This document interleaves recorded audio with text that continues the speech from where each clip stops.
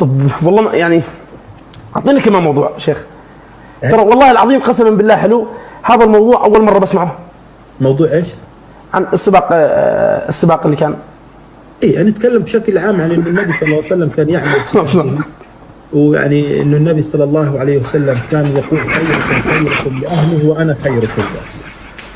جزاك الله خير عبسي، وان شاء الله اراك على خير يا حبيبي. جزاك الله خير، بارك الله يجزاك شيخنا.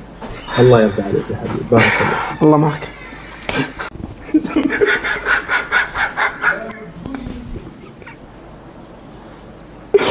زبدة الأسد يسميني بدال بوسه، يسميني بدال بوسه.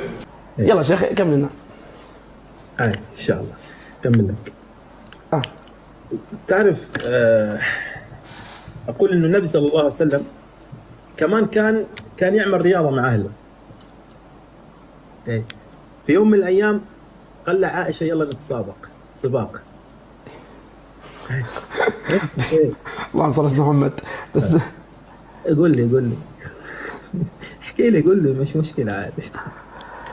طيب شيخ تفضل. الله.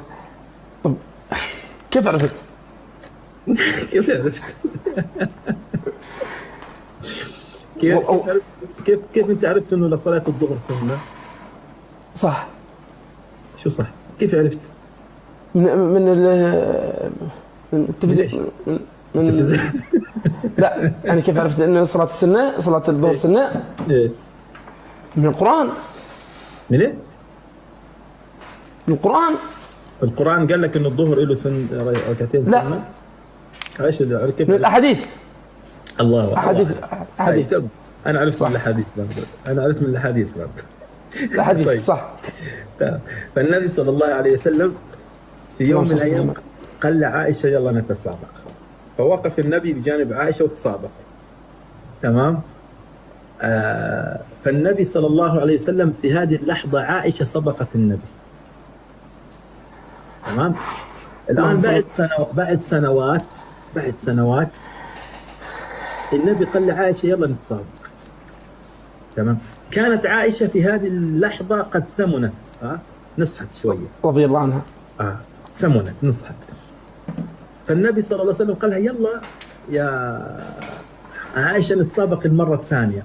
فالنبي سابقها، فايش النبي سبقها. حي.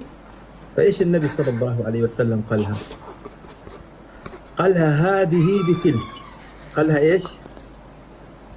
هذه بايش؟ ماذا؟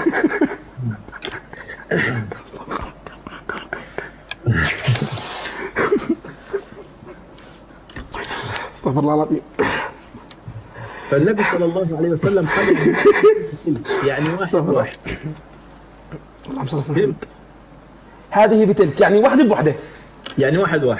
قبل كان 1-0. يعني انت سبقتيني مره وانا سبقتك الان مره. وانا سبقتك مره. صح. اللهم كان النبي صلى الله عليه وسلم، حتى النبي صلى الله عليه وسلم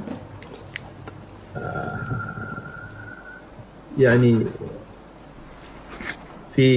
فيما يتعلق بخديجه كمان، حتى بعد موت خديجه. دقيقة بس دقيقة، ده تجيب كاس ما يواجه أمانة.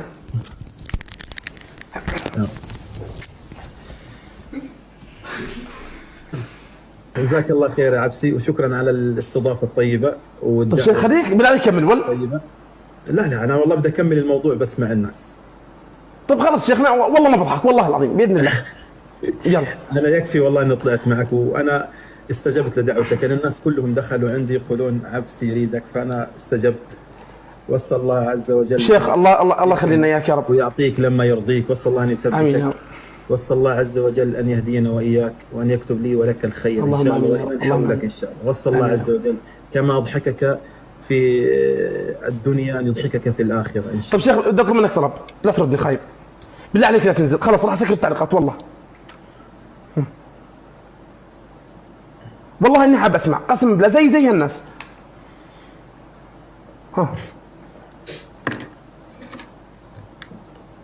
كومنتس سيتنجز. هاي طفيت الكومنت والله. والله العظيم طفيتهم قسما بالله. كمل يا شيخ. الله يجزاك خير عبس. انت فيك خير، الله يسلمك. انت فيك خير والله، والله الله يسلمك فيك يا خير. شيخ. فيك خير، اسال الله عز وجل ان يثبتك الله وان يحفظك يا يكرمك رب. ان شاء الله. بس ما في موضوع يعني، خلاص انا يكفي اني شفتك يعني، فانا اصلا خلص دققت. خلص يعني انت خلصت؟ ايه خلصت. طب والله يعني اعطيني كمان موضوع شيخ. ترى والله العظيم قسما بالله حلو هذا الموضوع، اول مره بسمعه. موضوع ايش؟ عن السباق اللي كان. اي يعني نتكلم بشكل عام عن انه النبي صلى الله عليه وسلم كان يعمل في ويعني انه النبي صلى الله عليه وسلم كان يقول خيركم خيركم لاهله وانا خيركم له.